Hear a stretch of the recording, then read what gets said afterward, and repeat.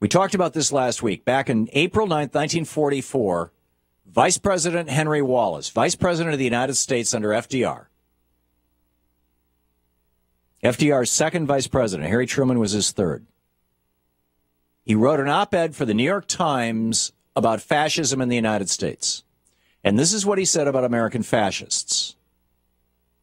Quote, they claim to be super patriots, but they would destroy every liberty guaranteed by the Constitution. They demand free enterprise, but are the spokesman for monopoly and vested interest.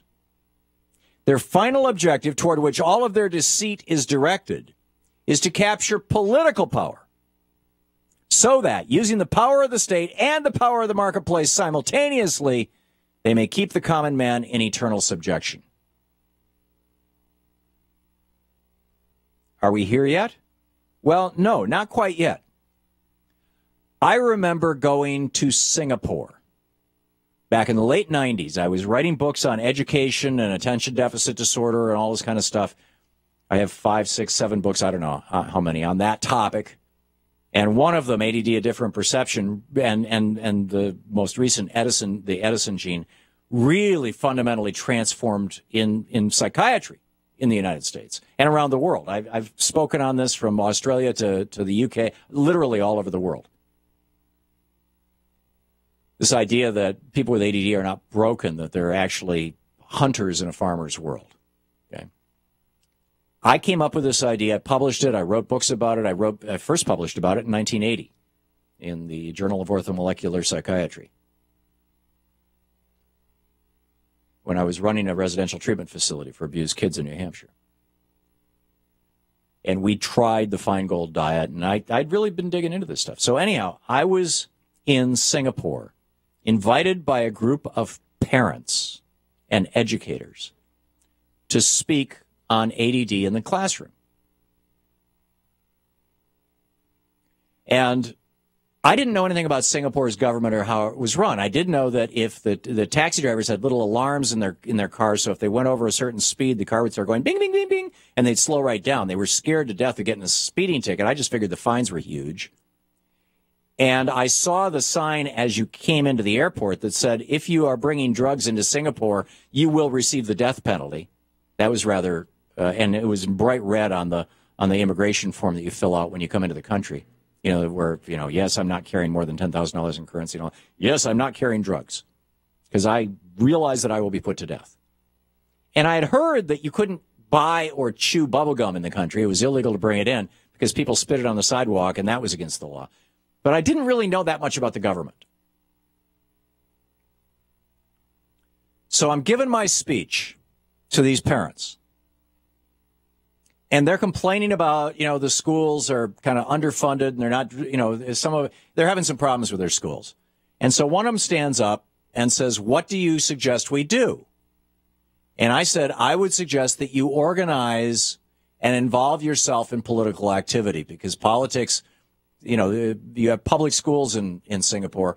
Politics is, you know, it's politicians who decide the fate of these schools. And there was a general gasp in the room, which I didn't understand at the moment. You know, why are these people horrified by my saying this? And the guy who had sponsored me, who had brought me in, stood up and changed the subject very quickly.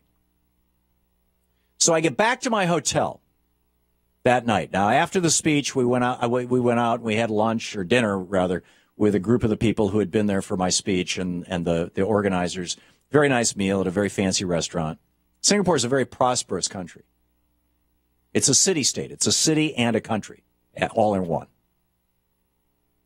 So I go back to my hotel, and I was staying at one of the top 5 hotels in the country, in the city, with a 70-floor atrium up the middle and the whole bit. You know, just fancy schmancy hotel.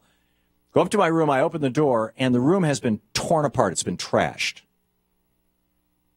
The mattress knocked off the bed, all the drawers open and dumped, everything in my suitcase dumped all over the floor. So I call hotel security, and they come up, and I'm like, you know, what happened here? And they said, are you missing anything? And I'm looking around going, I don't see anything missing. And they're like, well, the police were here earlier. And I said, why? And they said, we don't know. And they were very nervous. And they left. And the next day I met with one of these parents and I told him this story, and he was like, yeah, they didn't like what you said yesterday about becoming politically active. Singapore is basically a police state. Okay, yesterday or over the weekend in the Financial Times, on February 1st, yesterday, Slavoj Žižek wrote a piece titled "Capitalism Has Broken Free of the Shackles of Democracy." He's talking about Singapore and how capitalism in China and in Singapore actually works better. It's more profitable with an authoritarian government that can force it on the people. Welcome Singapore to the United States. You're listening to Thom Hartmann. Visit thomhartmann.com for audio and video archives. In 1944, this is what the vice president predicted. Their final objective is to capture political power so they can use the power of the state and the power of the market simultaneously.